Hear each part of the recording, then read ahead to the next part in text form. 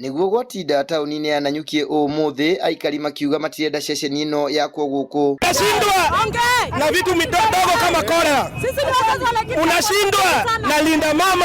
Arũrũngani matunganire gatagati ga tauni ino mathaa-inĩ ma rũcinĩ na thutha wa mithiũrũrũko tauni-inĩ ino merekera kambĩ-inĩ ya mbirarũ cia Air Force.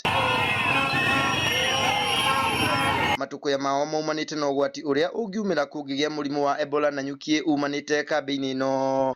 Turi anogu no muthi kanini na kanene nginya arwaru na arĩa me thibitarĩ tumirite ithuothe nigetha tuge no moe oe quarantine ino yake Ebola atware gwake muciĩ.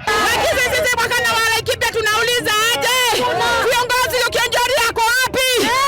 Serikali yako wapi? Serikali iko na jukumu la kulinda our sovereignty as the Kenyan people. They are saying hell no. Take that facility to DRC, take it to where it's needed. Maugite matietekera kambi ino yakwo guku ni amu muingi wothe ugukorwo ugwati-ini wa kugwatwo ni Ebola. Imagine ukipata mtoto wako akona hiyo kuja ameongwa na Trump. Tunasikia uchungu, tumefunga makazi zetu, tuko na uchungu sana kama wazazi. Ikuaje United States wanakuja kutukontrolia nchi yetu? Sisi tumekataa Ebola na tumekataa mambo haya. Mururungano uyu wambiriirie rucini uri wa thayu gugikinyeria mathaa-ini ma hwaini ndugama nayo maabitha a borithi na muingi yacungiriria nguraro iria itari irakũrĩkana ni cigana no rikiru wacio. Githui wa Wairimũ, Laikipia.